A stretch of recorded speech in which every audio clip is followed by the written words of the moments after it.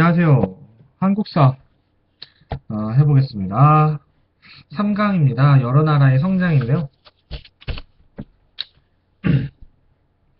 우리가 전 시간에 구석기, 신석기를 끝냈고 이번에는 여러 나라의 성장을 살펴보겠는데 여러 나라라고 하면 여러 나라가 뭐냐라고 말하면 빨리 발음하면 부여, 고구려, 옥조, 동해, 삼한마, 삼한 이렇게 얘기를 하는 거죠. 정말 여러 나라죠. 하나, 둘, 셋, 넷, 다섯 개. 삼한은 그냥 하나로 했습니다. 마한, 진한, 변한 뭐 이런 것들 그냥 삼한이라고 통합을 했어요. 저는 편의상 한 거고 그 사람들을 무시하는 건 아닙니다. 자, 사회 국가의 변화가 있었다. 첫 번째. 자, 원래는 이제 무리사회였다 하는 거죠. 무리사회. 그때는 이제 구석기 시대, 우가 할 때. 그때 이제 막 무리를 이어서 사냥도 다니고 채집도 하고 먹을 거 떨어지면 또 딴 데로 가고 그랬다는 거죠. 자, 신석기 때는 부족이 있긴 한데 막 시족 나름대로 시족이라는 그런 좀 더 큰 형태의 사람들이 모여 살았고 또한 약간의 그런 뭐를 심고 이제 식물 채취 곡식을 심었다는 거죠. 그때 이제 근데 벼를 심었다고 생각하면 안 되고 뭐 수수나 뭐 그런 것들 뭐 옥수수 정도는 심을 수 있었지 않을까? 그래요. 아무튼 벼는 좀 나중에 나옵니다. 그리고 이제 청동기 시대 정도 되면은 군장국가 나오는데 그래요. 고조선까지 했구나. 저번 시간에. 미안합니다. 청동기 시대가 되면은 단군 왕검, 단군이 제사자고 왕검이 이제 정치를 하는 사람이라고 그랬죠. 그러니까 뭔 얘기냐면 그때 이제 군장이 있다는 거예요. 군장. 왕검이 군장이겠죠. 어, 아니 단검. 왜 이렇게 갑자기 헷갈리냐? 단군 왕검이니까 그래. 왕검이 그거고 한번 볼게요. 그래. 왕검이 이제 정치를 지배하고 단군이 제사장이라는 의미다. 그래서 아무튼 재정 일치가 됐기 때문에 그걸 우리 단군 왕검이라고 하나로 부르더라. 그래서 한 사람이 그 역할을 다 했다. 그리고 이제 철기가 되면 연맹왕국이라고 해요. 연맹왕국. 연맹왕국. 그리고 이제 고대 국가로 가는데 이런 구분들은 뭐 행정제도라든지 왕권의 형태라든지 이런 거에 따라서 구별이 됩니다. 그것들을 뭐 다 천천히 알아보기로 하고 자, 군장국가에 속하는 것이 바로 고조선과 뭐 옥조, 동해, 뭐 부여 뭐 이런 애들 오늘 우리가 살펴볼 그 여러 가지 나라들 여러 나라의 성장할 때 그 여러 나라들이 바로 군장국가에 속하게 되겠고요. 다음에 이제 철기로 넘어가면 이제 가야 뭐 삼한 다시 삼한 부여 그대로 좀 가긴 하는데 옥조 동해는 망했잖아. 그래서 옥조 동해 빼고 이제 연맹왕국으로 이어지고 또 연맹왕국에서 고대 국가로 가는 데 있어서 가야가 또 망해요. 뭐 부여도 망한다고 해야 되나? 아무튼 그래서 고대 국가 정도 되면 이제 고구려 백제 신라 우리가 잘 아는 그 삼국 시대가 나타나더라. 그래서 결국 정리를 해보면 뭐야? 이게 사회 조직에 있어서는 이제 여러 가지 형태가 있었다. 점점 이제 커지고 복잡해지면서 우리는 이제 그것이 이제 발달했다고 표현을 하는데 무리 사회에서 좀 더 발전해서 부족 사회가 되고 부족 사회가 좀 더 발전해서 군장 사회가 되는데 군장 사회에 있는 것들이 지금 부여, 고구려, 옥조, 동해, 삼한 이렇게 되는 거고 이제 또 특정한 그런 조건이 있어요. 연맹 왕국이라는 타이틀을 얻기 위한 특정한 조건인데 그걸 갖춘 나라들은 옥조 동해를 빼고 나머지 나라들이 그대로 연맹왕국으로 올라왔고 철기 시대에 연맹왕국은 철기 시대와 맞물립니다. 근데 사실 지금도 철기야. 지금도 철기 시대거든요. 철기 시대는 쭉 가는 거고. 그리고 이제 고대 국가라 함은 고구려 백제 신라가 고구려 왕국을 정립했다. 근데 여기서는 이제 여러 가지 그게 있어요. 뭐 역사서도 편찬해야 되고 기준이 있어. 이거를 충족해야만 고대 국가로 불려져. 역사 혹은 뭐 왕권이 강해야 되고 왕권이 강화되어 있어야 되고 무슨 또 이게 조직이 행정 조직 신하들에 대한 조직이 편성이 되어 있어야 한다. 아주 나중에 또 뒤에 가면은 고대국가 삼한할 때 아니 삼국시대 할 때 나오는데 여튼 여러 가지 조건들이 있어요. 그 조건들을 하나하나씩 충족시켜 가면서 발전하는 나라가 있고 또 이렇게 거기서 성장이 중단돼서 없어지는 나라도 있고 뭐 그렇다더라. 그런 것들을 이미지로 기억을 해두시면 됩니다. 여러 나라를 우리가 이거 할 때, 공부할 때 위치를 많이 물어봐요. 부여가 맨 위에 있습니다. 부여가 뭐 만주 넘어서 고구려가 이제 뭐 만주라든지 뭐 그쪽에 있고, 그 다음에 옥저가 있고, 그 밑에 동해가 있고, 그 밑에 삼한이 있어요. 근데 이제 옥저랑 동해랑 너무 작은 나라이기도 하고 빨리 그 다음 세대 연맹왕국으로 발전을 못했기 때문에 이게 뭐 크게 기억이 잘 안 나게 되는데 우리가 순서를 기억하고 싶을 때는 옥동자를 기억하세요. 왜냐 옥저 밑에 동해가 있거든. 옥동자 하면은 기억나잖아. 순서대로잖아. 옥동 옥저 동해 이렇게 기억이 쉽잖아요. 부여곡으로는 알잖아. 위치 알잖아. 그럼 맨 밑에 사만인이라는 건 뻔하고 그렇죠? 사실은 이제 마한, 진한, 변한의 위치도 제대로 알긴 알아야 되는데 자 마한은 백제가 되는 거고요. 진한은 신라가 됩니다. 변한이 가야야. 변한은 철이 많다 그러면은 우리는 변한을 선택할 수 있어야 돼. 서만 중에서. 백제, 마한. 자, 마한은 이렇게 외우자. 백제가 되는데 나중에 음,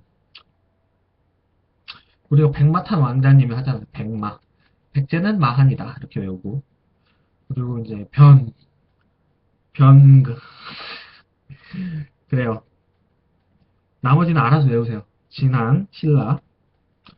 변한은 너 어떻게 사랑이 변하니? 너 변한 가야? 예. 네. 뭔 말인지 알겠죠? 너 변한 거야? 할 때. 변한 가야? 그래서 미치겠죠? 변한, 가야가 변한이다. 네, 이렇게 합시다. 그렇죠? 백마탄 왕자님을 기억하시고. 너 변한 가야? 이렇게 생각하시고. 그럼 나머지가 뭐 신라지 뭐. 진한. 오케이? 여러 나라의 특징으로 넘어갑시다. 특징도 중요하죠. 왜냐면 이 특징을 알려주고 어떤 나라인지 선택해라. 이렇게 물어보기 때문에. 부여입니다. 일단 맨 위에 있는 나라부터 할게요. 부여. 정치는 오부족 연맹체더라. 사출도 형태더라. 그러니까 결국 뭐야? 여러 가지 부족이 있는데 연합이 돼 있다는 거지. 너무 깊게 들어가지 않아도 돼요. 중요한 포인트는 또 따로 있으니까. 경제는 반농 반목이더라. 서로 반목한다. 이게 서로 사이가 안 좋다가 아니라 절반은 농사를 짓고 절반은 목축업을 했다. 왜냐? 땅이 춥잖아. 그러니까 농사에 올인할 수가 없는 구조예요. 자, 사회에 대한 부분입니다. 12법이라는 게 있어요. 그래서 뭐를 도둑질 하면 12배를 물렸다. 그렇죠? 근데 나중에 이게 고구려랑 똑같다는 거. 나라마다 이게 겹치는 게 있어요. 그걸 또 포인트로 문제를 많이 내는데, 부여와 고구려가 겹치는 거는 일책 12법입니다. 도둑질을 하면 12배로 물리게 했다. 그리고 이제 부여는 순장 풍습이 있습니다. 순장이 뭐냐? 다 갖다 묻는 거야. 사람이 죽으면은 그 사람 쓰던 거나, 뭐, 심한 나라는, 진시황제는 막, 병마용을 막 집어넣었잖아요. 원래 그게 사람을 넣어야 되는데, 사람 아까우니까 인형 토기로 만들어서 넣은 건데, 아무튼 순장 풍습, 무시무시한 풍습이 있었다. 결혼은 형사취수제. 이것도 근데 고구려랑 겹쳐. 고구려랑 겹치는 게 두 개나 있어. 뭐야? 일책 11법, 그리고 형사취수제. 형사취수제가 뭔지는 설명 안 할게요. 다 아니까. 그리고 이제 축제도 중요해. 우리 대학교 축제도 되게 중요하잖아. 아닌가? 그, 사실 관심 없죠. 축제 뭐. 허접하게 보이고, 그러니까. 아무튼, 자, 부여에는 연고가 있다. 연고. 12월 달에 하는 거예요. 연고 외우는 법 알려 줄까? 연고. 어떻게 외울까, 연고? 부여하면 연고가 떠오르게 해줄 수 있는 방법. 나름대로 여러 가지 방법이 있겠지. 근데 나는 이걸 선택합니다. 부여는 위치상, 대한민국 위치상 가장 높은 데 있잖아요. 부여가면 꼭대기 있잖아. 부여, 고구려, 아까 뭐라 그랬어? 옥동자라고 그랬죠? 옥, 동, 삼안 이렇게 있잖아요. 가장 높은 데에 위치했으니까 높을 고를 붙이는 거야. 그래서 영고가 부여의 축제다. 또 12월 달에 있다. 이렇게 기억을 하는 거죠. 니들 알아서 해. 이거를 이 스타일로 외워도 되고 나름대로 나는 이런 거 유치하다. 곧이곧대로 외울 수 있으면 외우는 거고 그렇게 하기가 좀 힘들다. 나는 좀 기억력이 좀 그렇다. 나 같은 사람들. 그럼 이렇게 외우는 거고. 특징, 구의 특징을 종합해 볼게요. 순장이 있고요. 다 같이 묻어버리는 거야, 그냥. 때가 박는 거야. 껴묵거리, 순장과 이제 매칭을 하면 되겠죠? 같이 묻어버리는 거. 사람이 쓰던 옷이라든지, 아끼던 피규어, 이런 거. 그리고 이제 흰옷을 입었다. 부여 사람들이 흰옷을 입었다. 그리고 고구려 백제의 뿔이다. 아니, 부여에서만 이렇게 내려오잖아요. 그 뭐, 주몽, 이런 애들. 아닌가? 아래서 태어난 주몽. 그래요. 그 다음 고구려입니다. 고구려. 고구려도 오부족 연맹체야. 근데 이제 가가 나와. 가의 형태라고 하는데, 이거 우리 했던 거, 우가, 저가, 마가, 뭐, 그런 거 있잖아요. 동물들을, 약간, 뭐야, 그 부족의 그런 상징으로 해가지고는 했다는 거죠. 그리고 이제 약탈 경제다. 고구려가 이제 전투민족이잖아요. 근데 그거를 이제, 어쩔 수 없다는 게, 그 땅이 척박해서 농사가 안 된다는 거야. 먹고 살려고 했다는 거고, 형사 취수제 겹치고요. 그리고 서옥제라는 게 있습니다. 서옥제. 서옥제가 그거죠. 내가 이제 그 어떤 여자와 결혼하고 싶으면은 그 여자 집 뒤에다가 문막 짓고 내가 기거하면서 몸쪽 노릇을 하는 거야. 좀 노동력을 좀 제공하는 거지. 그게 이제 옛날 시대에 노동력이 그렇게 중요했기 때문에 이제 여자를 하나 데리고 가면은 여자의 노동력이 사라진다고 생각을 했다는 거죠. 그때 근데 남녀 차별이 별로 없었을 텐데 옛날 시대에는 근데 왜 굳이 노동력 여자를 여자가 없어진다고 생각했을까? 그래서 소옥제를 만들었을까? 그건 잘 모르겠네. 그래요. 그리고 이제 축제가 있죠. 동맹. 동맹 어떻게 외워? 전투민족이잖아. 전투민족이 동맹을 맺는다라고 기억하면 쉽지. 그렇죠?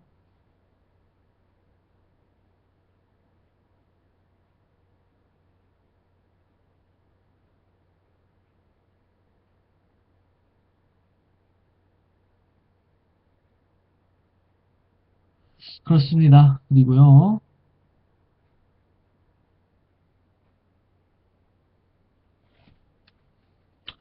그리고 이제 뭐 여기서 계로부, 관로부, 뭐 순로부, 고추가, 사자, 조이 이런 표현들이 나오는데 고구려가 유일하게 나와. 사자, 조이, 뭐 고추가, 계로부, 과로부 뭐 이런 것들, 부들 이런 것들이 나와요. 이게 이제 아마 좀 고위층 그런 애들의 그런 관직이라든지 이런 거의 이름인 것 같은데 이런 특이한 네임들이 나오면은 이거 고구려를 설명하는 글이구나. 이게 사료에서 나오구나. 사료, 뭐 삼국지, 동의전 뭐 이런 데서 나오기 때문에 이런 단어들만 몇 가지 매칭할 수가 있으면은 정답을 고를 수가 있습니다. 그리고 중요했던 거 뭐야?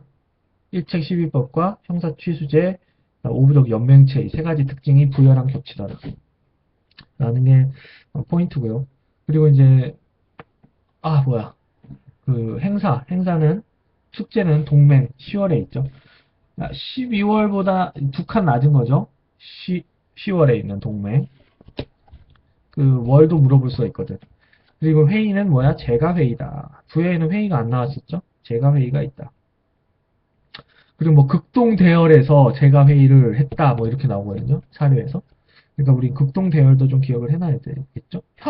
피잖아, 피. 전투민족에게 이게 막 피도 마시고 그러잖아. 전의를 불사르기 위해서. 자, 옥저입니다. 그 다음에. 옥동자라 그랬죠? 그 옥저부터 가는 거예요. 정치 부분입니다. 왕이 없었어. 읍군 삼로가 대신했어. 이거는 동해랑 공통적인 특징입니다. 왕이 없었다는 거. 왕이 없었기 때문에 그 다음 단계로 이제 발전하지 못했다는 거죠. 왜냐면 왕이 필요하거든. 그 다음 상태로 넘어가려면 연맹 왕국이 되려면 말 그대로 왕국이잖아. 왕이 있어야 되는 왕이 없기 때문에 연맹 왕국 상태로는 못 넘어갔습니다. 다음에 또 특징은 읍군삼로가 있었다. 읍군삼로는 뭐 제사장이라든지 약간 나이가 많은 그런 좀 뭐야 지혜로운 사람들 뭐 이렇게 그냥 기억을 해두시면 될 것 같아요. 그 사람들이 나라를 좀 운영했다는 거죠. 경제 고구려에게 공남 왜냐면 고구려랑 가깝잖아. 그러니까 이제 삥 뜯겼다는 거죠. 소금과 해산물 바닷가 근처에 살기 때문에 사회는 사회 특징이 있는데 이거 중요합니다. 민면의리제 골장제 그리고 같은 성씨와는 결혼하지 않았다. 뭐 이런 게 있죠. 민며느리제가 뭐냐면은 며느리 될 사람을 뭐 이렇게 애가 그 깎아버릴 때부터 데리고 와서 키운다 그거였나? 아 그걸 거야. 왜냐면은 애를 키우는데 돈이 들어간다는 거거든요. 그러니까 야 딸 가져가려면은 야 네가 가서 키워. 막 약간 그랬던 거죠. 그리고 이제 골장제가 있었다. 이건 좀 특이한 풍습인데 가족들이 죽으면은 뼈를 추려가지고 그러니까 시체가 썩었다고 하면 그렇지만 아무튼 부패돼가지고 뼈만 남으면 뼈를 다 추려. 그래가지고 그 대대로 가족들을 묻었던 거기다가 이제 넣는 거죠. 그래서 뼈가 이제 다 가족들 뼈들이 막 모여 있는 거야. 그래서 그게 바로 골장제 가족 공동 무덤입니다. 이 정도로 하면 돼요. 민면을 이제 기억해야 되고 골장제를 기억을 해야 되죠. 동해입니다. 그 다음에 왕 없었고 육군 삼로가 지배했던 거 동이라고요. 그리고 여기 특산품이 동해가 특산품이 좀 유명해요. 단궁, 과하마, 반어피 뭐 이런 것들이 있는데 단궁은 뭐 말 그대로 이제 짧은 활인데 뭐 품질이 좋았나 보지. 그리고 과하마는 뭐야? 과수원을 돌아다닐 수 있는 말. 그렇게 생각하면 돼요. 과일, 아래 말 맞자. 그래서 과일 나무를 지나갈 수 있는 말이라면은 말이 이제 쇼다리라는 거죠. 사람이 타고도 이 나무까지 안 걸려야 되니까. 작은 말이 유명했다. 그 반어피는 뭐 껍데기인지 뭔지 모르겠어. 가죽인지 뭔지. 넘어가요. 그리고 이제 조개원을 했다. 이건 옥조랑 똑같고 책화라는 게 그때 이제 종교적인 그런 범위죠. 그래서 이제 성지 같은 거죠. 그래서 거기로 들어가면은 범죄자가 와도 잡지 못했다라는 특징. 정말 쇼킹한 거죠. 그래서 기억을 해둬야 되는 거예요. 쇼킹한 부분이니까 문제 내기가 좋거든. 책화는 동해의 풍습이다. 그리고 무천이 있었다. 무천도사 할 때 무천이 있었다. 그 시족사회 전통으로 조계원이 있었다는 거고 방직 기술이 뛰어났다. 뭐이 정도. 사만입니다. 사만. 정치에 있어서 왕이 없었습니다. 그래요. 왕이 있었던 나라가 별로 없어. 사실은 왕이 없어 사실. 군장 국가에는 왕이 없어. 군장 말 그대로 군장이잖아. 군주 뭐 이런 거야. 군주는 왕은 아니야. 자, 그래요. 왕이 없었고 신지읍차가 있습니다. 여기는 또 읍군 삼로로 통일하면 얼마나 좋아. 근데 사마는 맨 밑에 있잖아요. 맨 밑에 있는 애들이니까 좀 다른 거야. 그래서 신지읍차가 있다. 신지읍차. 신지는 이 가수 코요테 신지를 생각하면은 금방 기억이 나겠죠? 신지읍차. 그리고 소도가 있었다. 소도라는 건 무슨 뭐 이건 뭐야? 기억이 잘 안 난다. 소떼가 있다고 하는데 소도에 넘어갑시다. 경제입니다. 벼농사를 지었다. 사만이 남쪽이니까 곡창지대잖아. 그러니까 벼농사도 지을 수 있었다. 그리고 또 두레를 했다. 벼농사 짓는 데는 노동력이 반짝 필요할 때가 있어요. 뭐 추수라든지 모내기 할 때라든지 이럴 때는 노동력이 급하게 많이 필요하거든요. 그러니까 꾸준히 노동력이 필요하진 않아. 벼농사라는 게. 근데 급하게 많이 필요해. 그러면은 각기 농사를 지어버리면은 이게 서로 자기 농사만 지으면은 진행이 안 돼. 왜냐면 뭐를 심어야 할 시기가 있거든. 그걸 놓치면 안 되거든. 그러니까 둘에 이게 품앗이 이런 거라고 하죠. 서로 돌아가면서 농사일을 돕는 이런 형태가 발전할 수밖에 없었던 거고 그리고 벽골제라는 저수지. 벼농사 할 때는 물이 많이 필요하잖아요. 뭐 당연히 그때 그 시절에 지금 우리가 하고 있는 그런 막 논에 물대 가지고 하는 벼농사를 짓진 않았겠지만 이항법을 쓰진 않았겠지만 이항법은 아주 뒤에 나오잖아. 그 조선시대 그때 고려시대부터 뭐 아이디어가 생기긴 했는데 그때 이제 흥행하진 않았고 조선시대 뭐 중후기에나 이렇게 흥행하는 거잖아요. 근데 여튼 뭐 그렇게 그렇게까지 물이 필요하진 않았지만 아무튼 물이 많이 필요하긴 했어. 그래서 저수지 벽골제가 생겼다, 있었다. 그리고 저수지를 좀 하려면은 약간 그런 기술도 많아야 되는데 백제가 약간 그런 손기술이 뛰어났기 때문에 건축 기술이라든지 그래서 저수지가 있었다는 거죠. 그래서 특이사항이니까 사만에 들어가는 거야. 그래서 사회 풍습 같은 거 보면 술인날 계절제 얘네들은 또 풍류를 알아. 어? 왜냐 곡창질에 쌀 많고 쌀 남으면 뭐해? 술 만들잖아 술. 뭐 소주는 감자로 만드는 거지만 여튼 뭐 술을 만들 수 있잖아. 막걸리도 만들 수 있고 쌀이 있으면은. 얘가 축제가 많을 수밖에 없다고 생각합시다. 그래서 술인날 계절제 5월, 10월이 축제가 있다. 축제는 뭐니 뭐니 해도 10월에 해야 되나 봐. 대학 축제도 10월에 하잖아. 약간 추워지려고 할 때. 근데 여기 이 나라 여러 나라의 특징에서도 부여를 빼고는 고구려 10월 동맹, 동해 무천 10월, 사만 10월 계절제가 있고 추석이죠. 계절제가 있고 또 5월에 또 따뜻할 때 또 놀아 얘네들은. 술인날 5월에 놀고. 부여 애들은 좀 특이한 게 농사 안 지으니까 굳이 뭐 그러니까 10월이 추수절이잖아. 추수절. 추수절이라서 축제가 많은 건데 농경 문화에 기인한 거지. 근데 부여는 반농 반목이잖아. 또 굳이 뭐 농사에 그렇게 뭐 목숨 안 거니까 12월 달에 하는 거고 고구려가 왜 10월에 하는지 모르겠어. 지들은 농사도 안 짓는 애들이 그건가? 왜냐면 내가 이게 약탈해야 할 애들이 축제하고 있으니까 우리도 그냥 놀잔가? 축제하고 있는데 막 뭐야 잡아서 막 약탈하면 좀 걔네들도 좀 흥이 안 나잖아. 약탈하는 입장에서 미안하잖아. 솔직히 막 축제날 막 잔칫날 행패 부르려고 하면 미안하잖아. 걔네들도 그런 마인드가 있었겠지. 알게 모르게. 자, 4강 고구려와 가야의 발전. 그래요. 고구려와 가야를 떼놓고 살펴볼 수 없다는 거지. 왜냐면 고구려가 가야를 먹었잖아. 물론 이제 그때는 뭐 백제가 막 먹어달라고 했던 거지만 여튼 그렇습니다. 자, 그래서 이제 연맹왕궁 우리가 뭐야 부여, 고구려, 옥동, 삼한 이런 얘기들을 했지만 이제 그 시대로 지금 넘어가는 그 시대 이후에 또 이제는 이제 왕권 시대 그 연맹 왕국 시대로 넘어간 겁니다. 굉장히 빨리 넘어갔죠. 20분 만에 넘어갔어. 그래요. 연맹왕국이 이제 자치시대라면은 왕이 없고 여러 가지 부족들이 서로 이렇게 동등한 입장에서 정치적인 결정을 하고 나라를 이끌어 갔다면은 이제 고대 국가가 됐을 때는 중앙 집권 국가라고 합니다. 왕이 생기는 겁니다. 그래서 이 근데 이제 또 웃긴 거는 야, 자 이제부터 다 우리 중앙 집권 시작하자. 여기 땅 하는 게 아니죠. 고구려가 가장 빨랐다. 1, 2세기 고구려가 먼저 고대 국가를 달성을 했고 백제가 그 다음에 3세기 때 신라가 마지막으로 4세기 때 신라가 가장 이게 쭈구리였죠.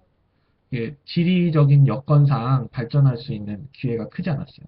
자, 발전이라고 하는 것은 뭐냐면은 이제 다른 외국의 그런 문물들을 좀 접할 수 있느냐. 그래서 그것들을 배우면서 이렇게 내재시키면서 좀 더 업그레이드가 되냐 못 되냐인데 신라는 약간 힘들었죠. 왜냐면 일본은 우리보다 더 좀 수준이 낮았고 그나마 중국에게 좀 정보를 얻어야 되는데 중국이랑 교역할 수 있는 루트가 적절치 않았다. 왜냐하면 백제나 고구려에 막혀 있기 때문에 백제는 배 타고 가면 중국과 교역할 수 있었고 고구려는 말 타고 가면 교역할 수가 있었기 때문에 좀 더 빨랐죠. 발전하는 게. 근데 여기서 발전이라는 의미는 뭐냐? 잘났다는 것은 아니고 중앙 집권이 되기 위해서는 몇 가지 조건이 필요합니다. 이 조건이 돼야 레벨업 혹은 각성 혹은 진화 이렇게 하는 거예요. 게임으로 따지자면. 그래서 조건이 뭐냐면 왕권이 강화돼야 된다. 그것의 직접적인 예가 세습이 돼야 된다. 왕권이 강하지 않으면 내 아들한테 물려줄 수가 없어. 야, 네가 뭔데 네 아들한테 물려주냐? 이렇게 되는 거야. 왕권이 약하면. 왕권이 강하기 때문에 그렇게 뜻대로 하시옵소서 이렇게 되는 거죠. 그래서 세습이 돼야 된다. 그리고 율령이 있어야 된다. 율령. 이 율령은 이제 법규라고 생각하면 될 거예요. 그리고 정복 활동을 해야 된다. 그러니까 땅을 많이 따먹어야 된다는 거죠. 그리고 불교를 들여와야 된다라는 건데 뭐 그래요. 그때 불교가 또 나름의 역할을 했기 때문에 불교라고만 단정을 짓는 겁니다. 뭐 기독교, 천주교가 없었잖아, 그때는. 아무튼 종교라는 것이 우리나라에 오면 되게 특이하게 발전하거든요. 호국불교 막 이런 게 우리나라에밖에 없거든. 그러니까 약간 특이한 형태로 들어오게 돼요. 그래서 이제 종교, 세습, 율령, 정복활동 이런 네 가지 조건이 맞아야만 우리는 고대 국가, 중앙 집권 국가라고 인정을 해주고 그 기준을 충족한 나라가 고구려 백제 신라다. 근데 이거 중국의 영향을 많이 받아야만 빨리 받아야만 발전할 수 있었던 상황이었기 때문에 지리학적으로 유리한 고구려가 첫 번째로 1, 2세기 때 중앙 집권 국가를 기틀을 완성했다라고 표현을 하고 그 다음에 백제, 그 다음에 신라순이다 라고 할 수가 있겠죠. 자, 그 대외 환경입니다. 고구려는 어떤 역할을 했냐? 두 가지 역할을 합니다. 지리학적으로 요동, 그러니까 중국에 있는 공격을 방어하는 역할을 해요. 그래서 뭐 그걸 의도했든 안 했든 고구려가 신라와 백제의 바리게이트 역할을 해줬다. 두 번째 뭐야? 중국 문화를 전파해주는 역할을 했다라는 거죠. 당시 중국 문화가 아무래도 선진 문화였기 때문에 그러니까 뭐 그래요. 뭐 오해할까봐 또 설명하기가 좀 그런데. 무조건 대단하다는 게 아니라 그런 뭐 법률 체계라든지 그런 정치 제도 같은 것들이 정립이 돼 있었다는 거지. 그래서 그것들을 좀 이렇게 벤치마킹 해야 우리나라가 좀 뭔가 아까 말했듯이 연맹왕국 단계에서 고대 왕국으로 이렇게 가는 건데 하여튼 뭐 그런 부분에서 도움을 받기 위해서는 좀 중국과의 교역이 중요했다라는 거죠. 자, 고구려의 이제 그 연대기를 한번 살펴보겠습니다. 자, 주몽이 일단 연맹 왕국에서 주몽이 부여에서 이렇게 뛰쳐나와가지고 고구려에 안착을 하는데 그때가 1세기, 2세기라고 보고 있고요. 그리고 이제 태조, 아무튼 태조가 했던 일이 있습니다. 태조가 주몽이겠지 뭐. 자, 태조왕이라는 사람, 태조왕이 정복을 했는데 가장 가까운 옥저를 정복했죠. 그리고 그때 형제 세습을 성공시킵니다. 형제 세습. 한 가지 잃었죠. 그리고 이제 그 다음의 아들인지 그 다음 아들인지 모르겠지만 아무튼 고국 천왕이 있어. 이름이 굉장히 약간 스페셜하죠. 뭔가를 많이 했다는 거야. 부족적인 오부를 행정적인 오부로 개편했다. 이건 뭐야? 율령을 세웠다는 거죠. 그래서 이제 부족들의 힘이 셌지만은 신하로 편입을 시켰다는 거예요. 이 말은 행정적 오부라는 뜻은. 부족적 오부가 행정적 오부가 됐다는 거는 이거를 신하들로 막 확실히 신화화 시켰다. 그리고 부자 세습은 태조왕은 형제 세습이었네. 강아지는 못했다는 거죠. 근데 고국천왕은 부자 세습으로 만들었어. 그리고 또 고국천왕이 좀 대단한 게 진대법을 만들었다는 거. 그 쌀을 좀 꺼주는 거죠. 그 가난한 백성들에게. 물론 이게 나중에 이제 조선시대나 뭐 고려시대나 뭐 아무튼 후반에 가면은 약간 고리대로 해가지고 사람들을 더 힘들게 하는 백성들을 힘들게 하는 제도로 변질이 되긴 했지만 처음에 만들어졌을 때의 의도는 굉장히 좀 뭔가 긍정적인 거였다. 그래서 을파소가 나오는데 을파소가 이제 신하 이름이죠. 고국천왕이 을파소에게 야 아이디어 좀 내서 이렇게 해라 해가지고 을파소가 진대법을 이렇게 완성시켜가지고 이렇게 시행을 하게 한 거죠. 근데 이제 3세기가 되면 그래서 1, 2세기 때는 이제 그런 약간 고대 국가가 되기 위한 두 가지 그거를 조건을 만족시켰죠. 첫 번째는 세습, 율령 이런 것들을 만족시키는 시대였다. 그럼 위나라가 쳐들어와요. 중국이죠. 3세기 때. 그래서 약간 좀 고구려가 힘들어 하다가 그 다음에 이제 미천왕이라고 하는데 이제 낙랑공주와 호동왕자 할 때 호동왕자가 미천왕이죠. 그래서 약간 러브스토리 하다가 낙랑을 배신하게 하죠. 낙랑공주가 북을 찢어가지고 미천왕이 유리한 고지를 선점해서 낙랑군을 물리치게 되죠. 그게 바로 서안평 공격이라고 하는데 서안평 공격 기억이 나면 좋고 안 나면 어쩔 수 없고 나도 잘 안 나. 아무튼 4세기 초에 그래서 3세기에 위기가 있었지만 미천왕이 4세기 때 약간 좀 더 부흥을 일으키고 근데 또 안타까운 건 4세기 때는 전혀 이 중국도 다른 나라 중국 사람들이 와가지고 고구려를 침공하게 되죠. 그래서 4세기 때는 고구려의 그 국력이 굉장히 많이 쇠하게 됩니다. 그래서 이제 고국 원왕이 4세기 때 등장하는데 봐봐요. 4세기 때면은 백제가 막 3세기 때 백제가 그러니까 고구려가 힘들 때 백제가 좀 성장을 해요. 그래서 위나라가 3세기 때 쳐들어왔을 때 백제가 3세기 때 좀 성장을 했고 그때 그 중앙 집권 국가의 백제는 틀을 갖췄고 또 4세기 때 고구려가 전원에 대해서 힘들었을 때 침공됐을 때 백제가 좀 세력이 커지죠. 그래서 나중에 그 근초고 왕이 그때 생기는데 백제의 그런 전성기를 구가했던 왕이고요. 그리고 고국 원왕이 백제랑 싸우다가 죽습니다. 고국 원왕이 이 원은 이제 원망 그 한이 많다는 거죠. 고국 원왕. 백제랑 싸워서 진 그 왕이 없었는데 죽은 왕이 없었는데 유일한 그 왕이라고 해서 고국 원왕이다라고 기억을 해두시면 되겠습니다. 그래서 아무튼 그렇게 힘들었는데 5세기 때 누가 등장합니까? 광개토대왕이 등장하죠. 광개토대왕이 이제 엄청난 일들을 하잖아요. 그래서 이제 정복 활동, 우리가 고대 국가의 조건 중에 꼽았던 거 세 번째가 정복 활동인데 광개토대왕이 그 정복 활동을 막 하기 시작하죠. 근데 이제 광개토대왕이 오기 전에 소수림 왕이 있었을 거야. 소수림 왕. 소수림 왕이 왜 또 중요하냐? 그 율령을 제대로 발표를 했고요. 그리고 불교를 들여와요. 전진에서. 전진이라는 것. 그 신화의 전진이 아니라 중국의 전진이라는 곳에서 불교를 데리고 오고 가지고 오고 태학을 설립합니다. 교육기관을 설립을 하는 거죠. 그러니까 고국 원왕 이후로 무너져가는 고구려를 수습했던 왕이 바로 소수림 왕입니다. 그래서 수습을 잘했다. 그래서 시옷이 많이 들어가잖아요. 수습. 그래서 소수림도 시옷이 두 개 들어가잖아요. 소수림 왕, 수습을 잘하는 왕. 이렇게 기억을 해주시면 되고 수습을 잘했기 때문에 광개토대왕이 나올 수가 있었죠. 그래서 광개토대왕이 이제 원래 이름이 담덕이고 광개토대왕은 이제 묘호겠죠. 아무튼 연호를 영락으로 고쳤는데 연호를 도대체 왜 고치고 이걸 우리한테 왜 가르쳐 주냐라고 하면 연호라는 거는 이제 뭐 키치프라이즈라고 하나? 약간 그런 거야. 나라를 고구려라는 나라가 있는데 뭐 고구려를 또 다시 뭐 새롭게 아무튼 리뉴얼 하고 싶은데 나라를 굳이 또 바꿀 필요는 없잖아요. 고구려를 뭐 고구려 2 이렇게 바꿀 수는 없으니까 그 나라의 연호를 좀 이렇게 바꿔가지고 뭐 연호라는 건 뭐 1년, 2년, 3년, 4년인데 뭐 그런 거잖아요.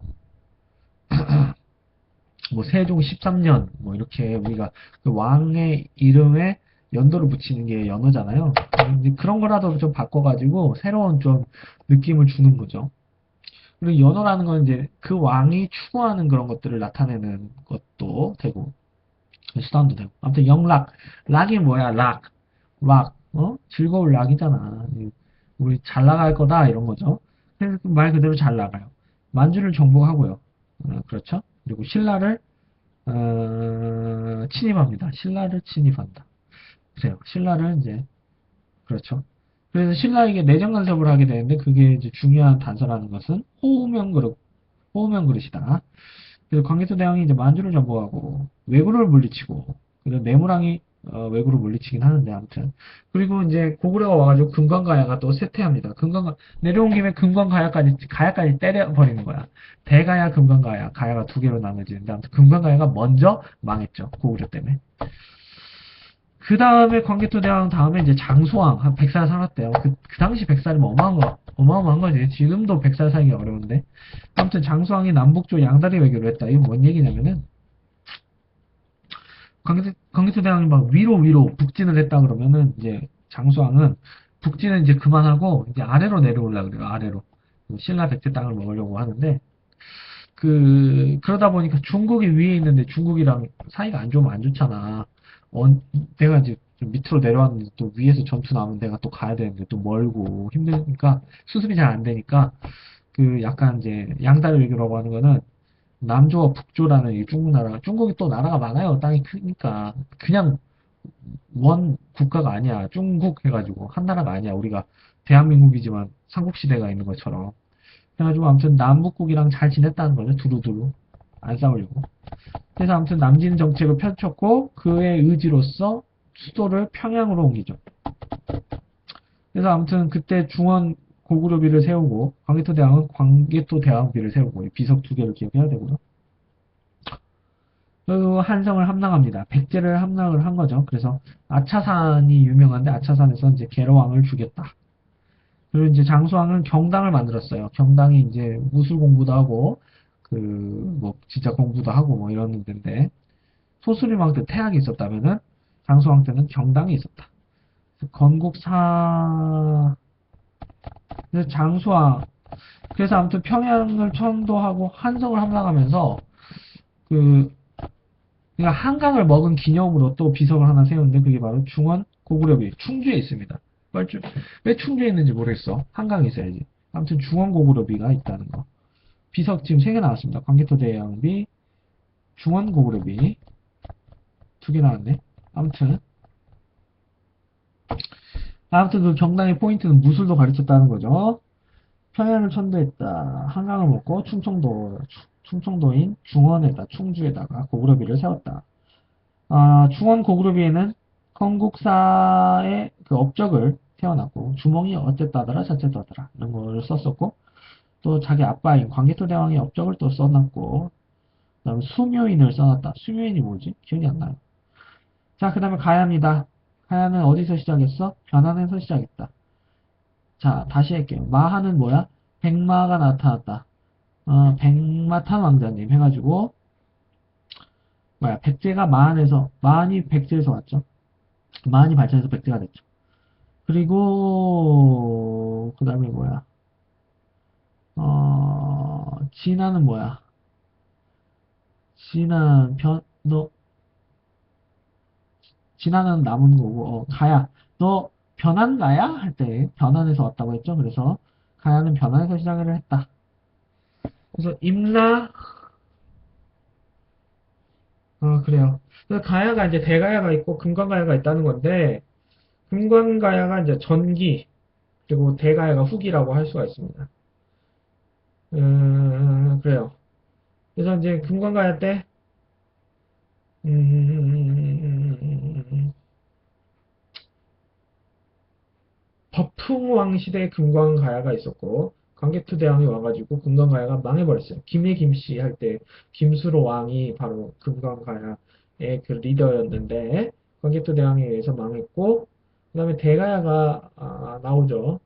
그리고 이제 신라와 동맹도 맺고 6세기 말까지 버티다가 망하는 나라가 바로 대가야입니다. 그리고 대가야 출신이 김유신이죠.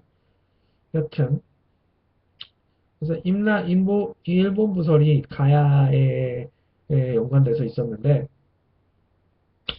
백제와 신라의 조공을 당했다 일본이 이런 주장을 일본 사람들이 하지만 광개토 대왕비에도 또 적혀져도 있고 실지도는 백제가 일본에게 하사한 거다 뭐 이런 것도 있고 일본 서기에도 임나 일본 부설이 옳지 않다라는 그런 근거들이 있다. 이 세 가지 근거를 임나 일본 부설의 반박 자료로서 존재하고 있다라는 것을 기억을 해야 합니다. 왜냐하면 시험에 이렇게 나오거든요. 임나 일본 부설 설명해 놓고 그거에 대한 반박으로 가능한 것은 혹은 가능하지 않은 것은 이런 문제를 보기로 되기 때문에 광개토 대왕비 칠지도 일본 서기 이거 세 가지를 기억을 해둬야겠다라는 거죠.